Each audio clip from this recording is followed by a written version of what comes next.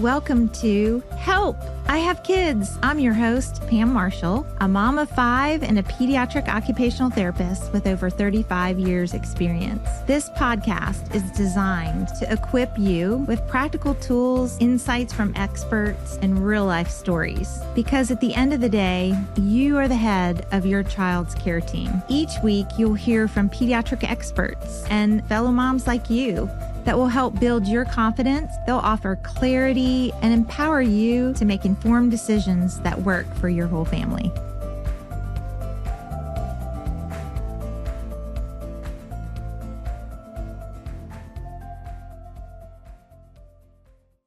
Hi, I'm Pam, host of Help! I Have Kids podcast, and this is episode 5, gearing up for a great school year with our guest, Jamie Roig.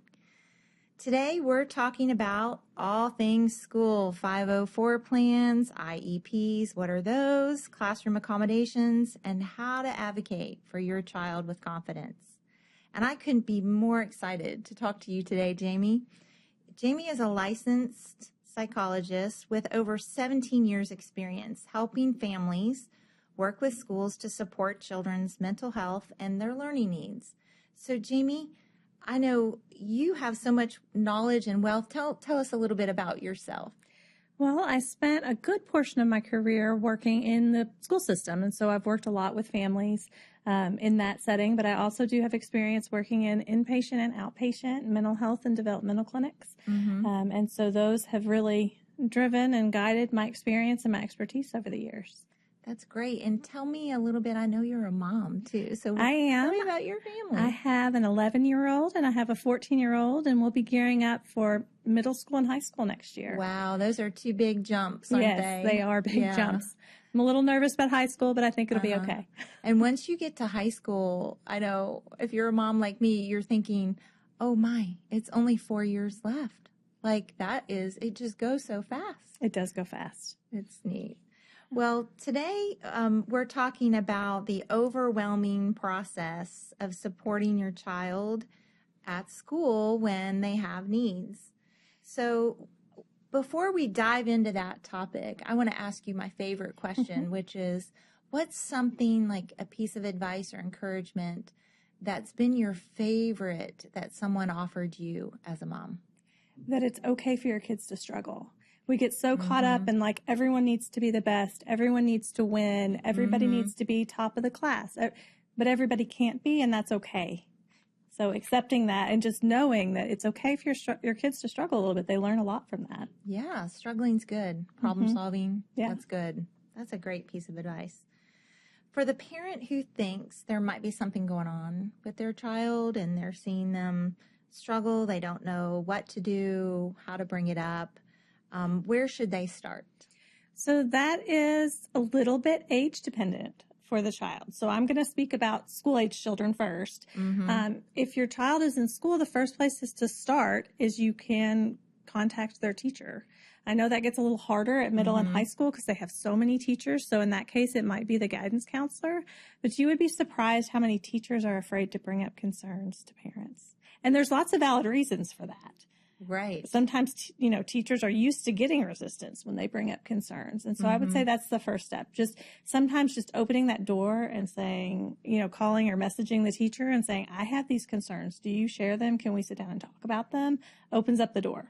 That's so good. And isn't it true? I found that emailing the parent or the teacher was a great way, to communicate. Is that true? Do you think emailing is a good place to start? Email, too? Or if they have another communication system, so many teachers will use different platforms now. That is a great way. What I would caution you against is writing like a 5-page novel. Right. Because details will get lost. And sometimes things don't translate as well in that written format.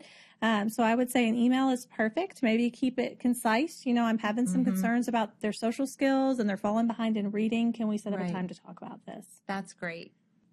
So my next question is, can you break down the difference between a 504 plan and an IEP? Those are terms.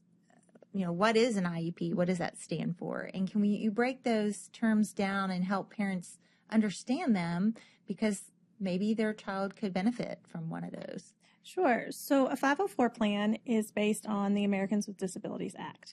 And so you can actually have a 504 plan in schools, in employment settings. It's why you see wheelchair ramps when you go in buildings. And so any child who has a diagnosed medical condition, and then also there's some evidence that they're struggling in school, can be eligible for an 504 plan. Every school has a system. For instance, where we are in Lexington, you go to the school guidance counselor. Other counties, other states have different people that manage that process. But it's generally you meet, you talk, you go over, usually have to have some data. And that's a big scary word when you talk to schools. They always tell parents, well, we need data. And Like, what is that data? What are you talking about? But that can be things like, how many times have you had to go to the doctor? How many times has your child gotten a behavior write-up? How has their test progress looked over time in the classroom? And if they have evidence to support that, there's a team that meets and can determine if they're eligible for a 504. So do they need to have a medical diagnosis? Did I hear you say that to have the 504? 99% of the time. There are some school systems that have professionals in the school that can provide some diagnoses for things, say like ADHD. However, that's very rare and not the norm. So really pursuing that with your pediatrician or your primary doctor is a good place to start. Yes, it really is. And there's paperwork that your primary doctor will need to fill out for that process. That's good. And so what a 504 provides are modifications. And so when they talk about modifications in the school system, they're talking about altering the environment so you can just access the learning. So that can be things like you need to sit closer to the teacher because you're having a hard time paying attention. That could be we need to put a ramp in this hallway because you cannot walk on stairs and we don't have a ramp. So it's just altering that environment so you can access it more easily. And sometimes children need to actually have their own space or sit away. Yes. Like maybe that's a good thing. You know, we used to think, oh, can't have any child separated. But there are some children who actually do better with that. You know, they don't need that movement around them and they're asking for that. They're wanting that. So it is unique to each child. Yes. And the goal of that committee is to look at the child and try to determine their unique needs and then plan that. And so when an IEP comes in, this starts a whole new process, a whole new different set of state and federal regulations. It's all based out of the Individuals with Disabilities Act, which has been in force since the mid-'70s. And this is for our students who have significant disabilities, but then also we have a documented educational impact, meaning that if we just put them in a regular classroom, even with modifications, they're not going to be able to access the curriculum and learn like we would expect. So for a child to receive an IEP, it's a very long process. It's a complicated process, and it's often very difficult for parents to understand. And it's all based on state and federal regulations. And so there's a lot of red tape with that process, and there's a lot of steps and processes. So I do try to always explain to parents, what's the first step, what's the next step? The very first step is with a referral. Every school will have a designated person you make that referral to.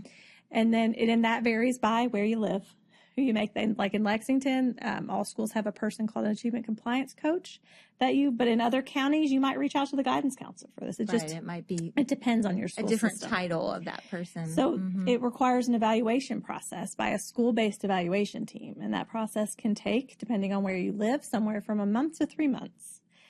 You also have to have documentation that there was intervention and that the intervention did not work for the child. So that's a piece that sometimes is a hang up because you might anecdotally see a child struggling, but their reading scores aren't going down or they're not going up, or they are going up. Sorry. Their reading scores are going up. And so there's a whole team that works on that process. And then at that point, they determine if you're eligible for services. If you're eligible for an IEP, then you become eligible for accommodations and, modifications and accommodations. And accommodations are when we start altering the curriculum so you can access it. That's when we start changing how we're teaching the content. It might be, we're going to pull you out into a smaller setting to teach a different reading program. It might be, you know what, we've identified that you have social skills deficits to the point that it's preventing you from participating in your classroom. So now we're going to pull you out and provide special instruction on social skills so you can access the curriculum when you're in the classroom. And there's group learning or whole class discussion.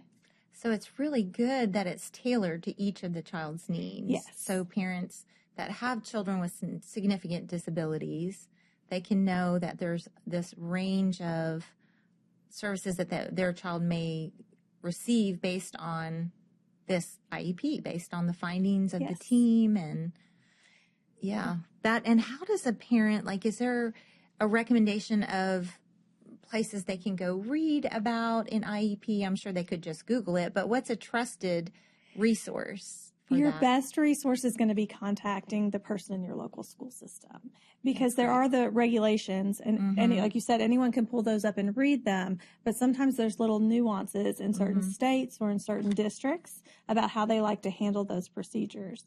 And most of the materials out there are written in a way that even as a professional that works in that field for a lot of times, I'm like, what are they even saying? What are they talking about? Right. But the representative at your school system will be able to provide you with your parent rights as well as explain the process. And it's really changed a lot in the last 30, I've been a therapist 35 years, just over the years, from the first IEP meetings I've been to later one, just what a big change this whole process has been for students that need it.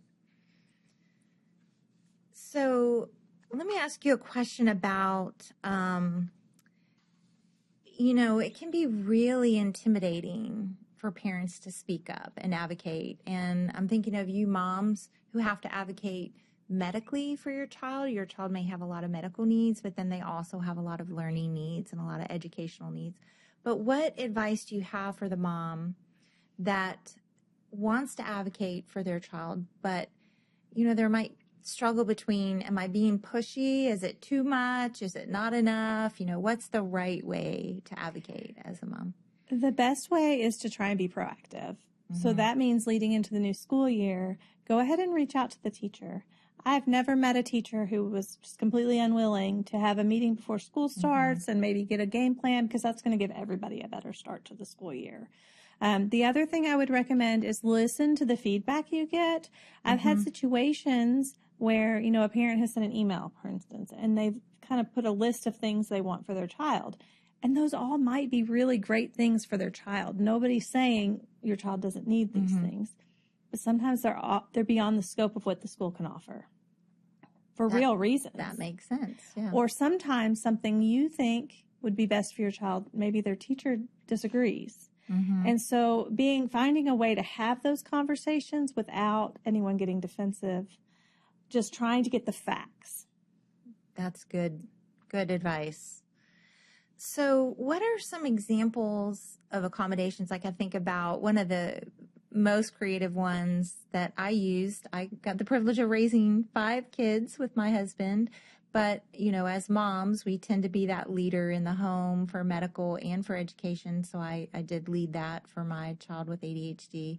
And, his main accommodation that stayed with him all the way through high school, like from the time he was diagnosed at 9 all the way through high school, was listening to music, that he was allowed to have headphones. And he used, big Bose, like kind of headphones, and he listened to classical music, and it helped him when he had to take tests or had to have focused work. It helped him block everything out. So what are some maybe unusual accommodations or examples of accommodations that children can have? So with accommodations, a lot of times what I see happening, or I did even when I was still in the schools, is an extra teacher pushing into the classroom to provide targeted instruction when they see a weakness. So, for example, if you have a child who has some reading deficits, but you really want them in the regular classroom so they're hearing everything, they're with their peers, it might be an extra teacher who pushes in and pulls them out for just 5 minutes at a time here, 10 minutes at a time there, to really hit some of those skills that they're missing, but not completely pulling them out of the classroom. So I bet that's unknown to a lot of moms out there, that there can be an accommodation like that. Yeah, and there is still this misconception that if you need an IEP, that you're just going to be you're going to be pulled out of that class. You're going to go to a different class, and that's really not how things have happened in the last 20 years. Right. We always talk about least restrictive environment, meaning what is the least restrictive place you can receive your services. So if you're a child who can be in a regular education setting and receive all your services in that setting, we try to push in, or schools try to push in. And I've seen sometimes where those teachers push in and they might work with a small group of children, maybe in math, that are struggling with the math concepts, or and that's, I'm sure a lot of parents don't realize that a teacher can come in and have maybe one small table of children working together and work on those The skills. other thing I would say is a lot of people think about special education and they think about it being academic focused. Right. But we know now with so many things, ADHD, autism, anxiety, all of these other things kids are dealing with, that sometimes they need more than just academics. Right. And so sometimes on an IEP, for instance, you might have specific goals for social interaction, because we know that those skills lead to being successful in a classroom. Right. So how can a parent with a young child, like when you think about a young child with autism, what a big step for the parent to release this baby into school where maybe they're not great communicators, and trusting that, everything's going to be done for their child. And that is just being proactive. The sooner you get to find out who their teachers are, of course, there's always that barrier of when the school year starts and when you get that information. But the more you can communicate with them up front, I find the more comfortable you'll be, and it leads to a better trusting relationship. I definitely think if you have a situation where maybe you're not feeling like your child's taken care of, that's a point you can just reach out to maybe even like the school guidance counselor, or if they have an IEP, most schools do have an assigned school psychologist that you can reach out to and just say, I'm feeling unsure about this. I need to know how it's going. You can ask for progress reports. There's a lot of different ways. It just depends on the certain situation. And how are schools dealing with, like, when children are flight risks, or maybe they have some self-injurious behavior? Because I know that's a big one for moms too. It is a big one. Concerning. And that has to be a very specific conversation and discussion. And again, that's going to be individualized. So there's no kind of one size fits all. Of course, if there are either of those concerns, there's going to be a lot more increased, just what they call it, adult support. Right. Which means extra eyes on the child to monitor that. In some cases, if a child has recurrent kind of self-injurious behaviors, that's when you need to sit down and write a plan for what are we going to do? What is our reactive plan if this should happen? So the mom knows exactly what's going to happen and how it's communicated to her. How it's going to be handled. That's good. Can you think of some other maybe situations that moms aren't familiar with that schools do, some of those other accommodations that they do that might be helpful for them to know? Well, some things that are important to know is that school speech language therapy and school occupational therapy and school physical therapy can potentially be an option for a child with an IEP.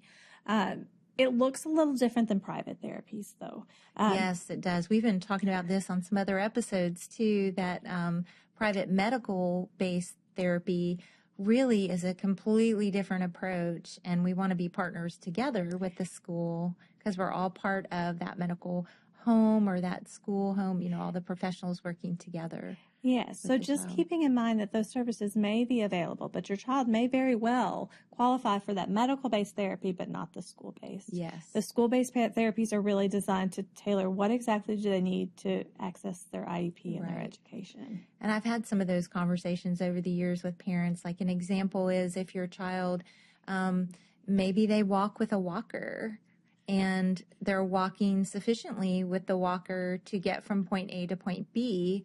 There are no stairs in the school or no obstacles because there's ramps, and maybe they don't need physical therapy because they can transition in and out of their chair. They can use their walker. They're independent. They might not need physical therapy, but they may go see a physical therapist because their legs are weak or because they're. And one of the other things too, a school-based physical therapist will likely still evaluate that child for things like stamina. Right. So there may not be any stairs in the building, but can they make it from their fifth grade classroom all the way down to the opposite hallway for art? A long walk. Right? And sometimes it may not be that they qualify for therapy at school, but we're going to come up with some solutions so they're not getting so exhausted with such a long walk. And even accommodations on the playground. So if you have a young child Recess is part of their day, part of their education, and PE is as well. So sometimes there needs to be accommodations there too. Yes, one common one that gets overlooked when parents have children who have vision needs. There are actually functional vision and mobility specialists that do work with the school systems and will evaluate children to see what kinds of things they can do to make the buildings more accessible. I've had students who've had visual impairments, and it might be like we had one situation where reflectors were put on the door frames because he had a vision concern and he would run into the door frames. But with that indicator on, he could see that better. Oh, that's a great strategy. Yeah. I don't know if you heard this story that one of our physical therapists in the outpatient setting helped a young student who was older in high school age, but I think or maybe middle school age, wanted to navigate independently, but was unable because of vision, poor vision. And the barrier was not being able to get feedback from the walker, like when the student was running into things. And so our physical therapist worked with some students in a college, a university, that came up with putting sensors on each corner of the walker, and therefore the sensors gave feedback, and now the student can be independent and doesn't have to have someone guide them and walk them everywhere. And it's so great. We had such a fun celebration. That is a very cool creative way option. Well, I think there's a lot of creative solutions is, I think, a takeaway that moms listening could hear, that both your private professionals as well as your school-based professionals can work together to come up with strategies to help children in the learning environment. So also, these conversations are so emotional. We as moms, want the best for our children. You've worked with me in the capacity as a family. You might have seen me tear up before because I feel that. I wear that on my sleeve. They are hard. What I would say, if you're reaching out to the school system to talk about these things, one, this isn't the first child who's had these concerns they've had. That's always the first thing I hear. Like, have you ever dealt with a child? If you have somebody who's not a first-year teacher, this is not the first time. And I've never worked in a building that was all first-year teachers. If somebody has heard this concern before, they've had a student with maybe not exactly the same, but maybe some similar needs, and they are not the first mom to go through this. I think about my team I left, and I had parents. Well, they weren't parents. I had colleagues on my team that had students who had their own children who had gone through some of these things. So if you take the time to have those conversations, a lot of times you will find there's a fair amount of empathy or sympathy depending on someone's situation. And that really everyone's there to help your child. Yes. And all the professionals, most of them are parents is what you're saying. And they've walked this journey a little bit maybe, or they know people who have. And so I think that's good to remember, that you don't have to fear being too much or out there, emotionally. There are a couple things that just reminders that I think parents need to know is teachers are very busy during the school day. Yes, they are. A lot of times they're not getting breaks. So if it's an emergency and you can't get a hold of your child's teacher, you can always call the office, call the guidance office, and they will get back to you as soon as they can. It used to happen to me when I worked in the school, though. I was in multiple buildings. And so I even had in my phone voicemail that if it was an emergency, contact these other people, because it might be a few days before I'm back to where, and at that time, your phone was physically located in a place. And I would have parents sometimes get upset, like, I called you last Thursday, and I'm like, well, it's Monday, and I'm so sorry I haven't been back to the school. So if you don't hear back, reach back out. And sometimes if it's an emergency, call the front office, call the guidance office. But just know people, in my experience, are doing the best they can to stay on top of everything. And sometimes communication gets missed. Right. Sometimes an email just finds its way into junk mail. And so I would say have a little bit of grace for that, but just follow up. Yes. Be persistent and proactive. I like that word, proactive, a lot. I think we moms, that's our number one job, being proactive. That's what I would always say. I kind of always, no matter who I was consulting with, I would say, what's your proactive plan? What's your reactive plan? That's a good way to phrase it. I like that. So let's talk about the emotional child. So we've talked about, some big things like autism, ADHD, but for the mom that has maybe their teen is going through maybe they've been hospitalized emotionally for just what they're going through, and maybe they have a psych diagnosis, or they're dealing with severe depression, anxiety, something that is making it very difficult to get them through their school day. And where's the help for those children? What I will say is that really takes a school community partnership. So in those kinds of situations, help in one setting generally is not most effective. At the school level, there are options. I have seen students that have had emotional diagnoses that have a 504 plan that can make some allow some of those things to be changed throughout their day. I've also had students that have those issues going on that do qualify for an individualized education plan. And so there are options within the school system. If you're in a large county, like Fayette, where we are, they have some alternative programming with different sites that are smaller, with fewer people, fewer numbers of teachers, those kinds of things. And so it really it depends what options are available in your county, but there are options. There's also in many schools now mental health providers that are able to check in with students and work with students and kind of help them, especially through that transition back to school and making sure they're coming to school happy, healthy, all those things. Yes. And I have also noticed some alternative schools that are opening up, maybe children who have been through trauma or are in the foster system, or, just have experienced some really unusual trauma in their life. Yes. That there are some options for those children too. So there are programs what they call intensive outpatient that are run by medical facilities. And those have been around for a very long time. But there is a trend popping up of private schools that are also providing that intensive outpatient therapy. And that model is getting a lot of good traction. And some of the initial research is saying it's better for kids overall because they're not missing out on school, but they're still getting their treatments and their therapies. Yeah. And so I think we'll probably continue to see those pop up. Yeah, and it's probably a helpful thing. So, it would be unrealistic to think the school could handle that level of care, and so great for that student who needs it to be in that kind of environment. Yeah, that's good. So kind of to wrap things up here, I heard you say that if you moms that suspect something going on with their child, and this is new, the whole journey of 504, IEP, all these terms, and just how to get help for your child, is to start with your child's teacher, to start with your pediatrician. That's what I heard you say. Is there anything else you can think of that allows them to get the ball rolling, to get help for their child? Well, I've been working with a lot of families recently that have had concern that maybe something was going on with their child, but they weren't quite right. Or they weren't quite sure, rather, is the better word. They weren't quite sure what was going on. Were they, worrying too much, too little? And so they've come in and started with kind of a private evaluation to kind of guide what are my next steps. And so in that situation, it can be helpful because at least they can come to the school informed.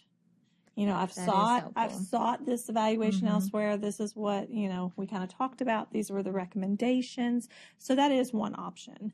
The other option is really just to get to know what your rights are. So with a 504, anyone can make that referral at any time, okay? And if you just contact your representative at the school, you get a packet and there's a physician questionnaire. Special education is a little more complicated than that. It's a little more involved, yes. Now, they say, yes, anyone can make a referral, but you have to provide evidence for the referral at the time of making that. So if a parent does really want to make a referral, they need to contact their school representative, and they'll tell them exactly what is needed to proceed with that referral.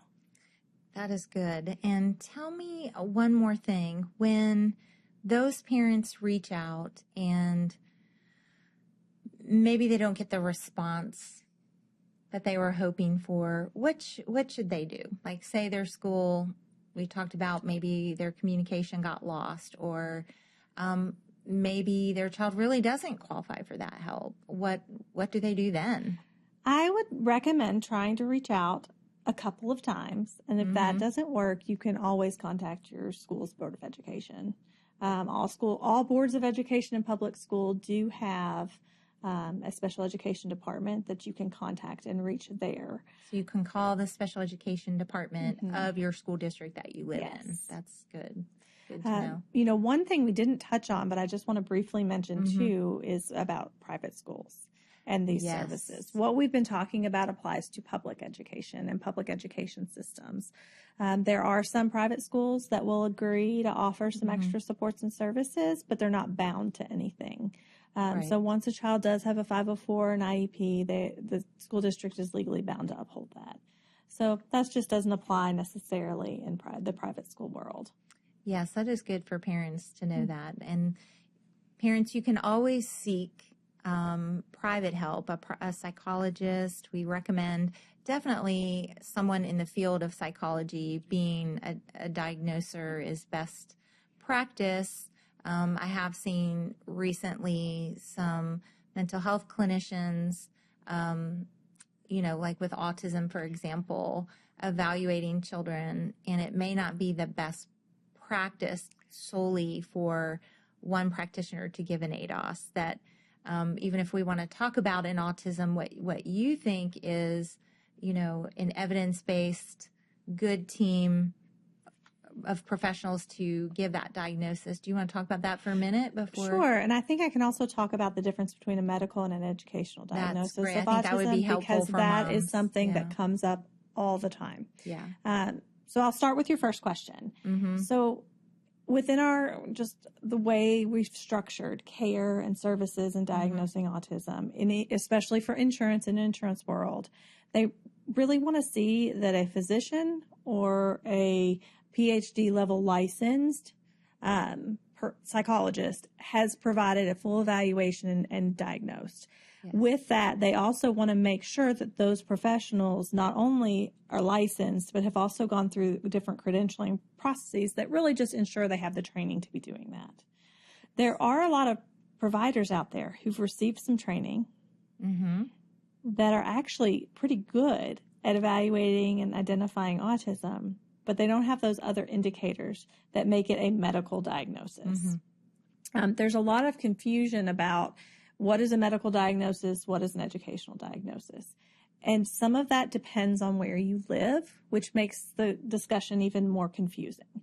So if you live in Fayette County, where we are, for instance, they have highly trained licensed psychologists doing autism evaluations in the school system. However, they don't have the credentialing. They don't have that officially makes it a medical diagnosis. That carries it over to medical. I will tell you, they do the exact same thing I do. Very highly trained clinicians. They just don't have that piece that makes it medical.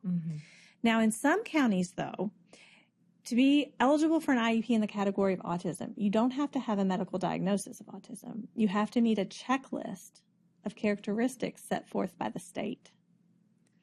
So in some, especially in rural counties, you will have children that go in and the school says, we can say you meet this educational diagnosis of autism because you check these boxes and we have proof you check these boxes. Then you can't apply it to medical. Yeah, correct. Though. Yes. So it gets them an IEP, which is great. It gets them access to the school services. But then that parent is like, I want to start ABA. And they go and they're like, I'm sorry, your insurance says you have to have a medical diagnosis. And then they have to find a provider. And unfortunately, we have a shortage of providers in the community that are able to provide those diagnoses. Long waiting lists. Yes. So hopefully that clears up some of that confusion for the moms listening, that there really there is a difference between an educational diagnosis and a medical diagnosis. And especially the hot topic is with autism and getting that diagnosis at a young age so these children can get early intervention. What I will say is if I do have a child that comes from one of these systems that has highly trained people who have the credentialing to be doing this, and I get their evaluations, I can do kind of an abbreviated evaluation to confirm it. I still have to see some things. I still have to document some things myself. And so that can, make it a faster process. Right. But it is an interesting kind of dilemma we've gotten into about, wow, what are we doing here? We have a shortage of providers. Why aren't we finding a way to bridge this gap? Yes. between the two. And if we could just get our medical insurance companies sitting down with our Wouldn't that providers be lovely? and yes, supporting what we do. But we're so happy to have you today. You're just a wealth of knowledge of helping parents navigate this confusing thing of advocating for their child. I will also, just one thing to add, and I love our pediatricians out there. I love my children's pediatrician. I call him for so many things. And he will own. He's like, I really don't know much about special education. Yeah. Because it's a whole nother specialty. It really is. A whole nother world. Yeah. So that's good advice, as well as don't expect your pediatrician to be able to answer all your questions about education. You really have to go to the educators. Yes. To get those answers. That's good. Yeah. That's good. Well, is there a last, encouraging, hopeful piece for parents navigating this world of advocacy for their child? Well, I think it's really important to know. I mean, I've worked in probably 40 different school buildings, and I've never found somebody who just wasn't willing to help a child.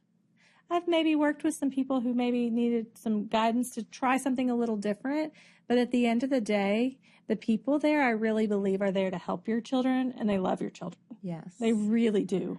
So that's a loud message, is you can trust your school to help you. They're going to help you. And, you see things in the news. I know there's a few instances that come up that maybe somebody was not trustworthy. That is not the generalization. Right. Those are outliers for sure. Yeah. Well, that's good. Good, solid information. Thank you, Jamie. Thanks so much for listening to Help, I Have Kids. If you're tuning into this podcast, that means you're a mom who's curious, committed, and ready to learn. And we see you. We'd love for you to join our Help, I Have Kids Facebook community, where moms just like you are connecting, asking questions, and encouraging each other every day. It's a space for real conversations, expert insight, and support from moms who get it, because we're all in this together. And if you know a mom who's feeling unsure or maybe overwhelmed, or just needs to be reminded that she can do it, she can advocate for her child with confidence, share this episode with her. We're building a village here, and we're glad you're a part of it.